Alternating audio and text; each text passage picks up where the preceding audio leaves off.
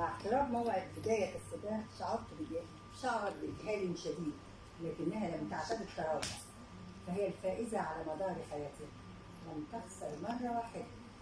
فالخيل العربي الأصيل لا يعرف الهزيمة، فكيف لها أن تتراجع ولا تدخل السباق رافعة الرأس منشوفة القوام، خطواتها مسترسلة كخطوات شعرها.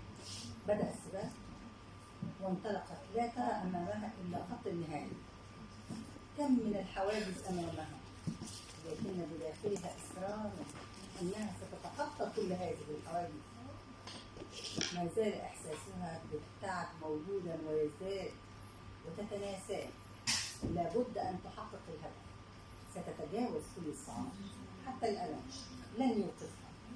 بدأت بتجاوز الحواجز الواحد تلو الآخر، وأكملت بخطوات ووثبات كلها ثبات، وبداخلها تتمزق والألم يشتد ويعتصرها، لكن قرارها بعدم التراجع جعلها تتحمل كل الآلام. لم تعتد الفشل، لم يرحمها كل من حولها، فنجاحاتها المتعددة في كل سباق تدخله جعل لها أعداء حتى من أقرب الخيل لها. تحاملت على نفسها إلى أن وصلت إلى خط النهاية وتجاوزت. الكل صفق لها، هي كعادتها تفوز بالسباق، فهي الأولى سيدة السباق، فازت بالسباق، لكن الإعياء والتعب زاد عليها. وحين جاء وقت التكريم صادت روحها ولم تصعد لمنصة التكريم لتتسلم الجائزة، بل تسلمها صاحبها فجنى ثمار معركتها الأخيرة.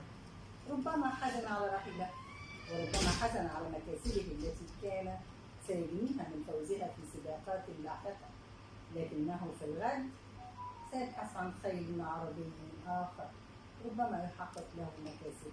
أما هي فقد ضحت بكل شيء دون أن تأخذ أي شيء. هي تعلم أن من حولها يحبونها ليس لشخصها فقط، لكن لما لديها أيضا وما تجلبه لهم من منافع وأموال. فهي المدللة الجميلة المثابرة، صاحبة القرارات الهادفة، محققة المكاسب والأهداف. من الذي لا يحبها؟ جائزتها تخليد اسمها وتدوينه في لائحة التكريمات. هل ستأخذها معها وقت الرحيل؟ رحلت أمامنا ويدها خاوية، هكذا نرحل جميعا. لما ضحت بنفسها من أجل الآخرين؟ ولماذا لم تعش لنفسها فقط؟ لماذا لم تعش؟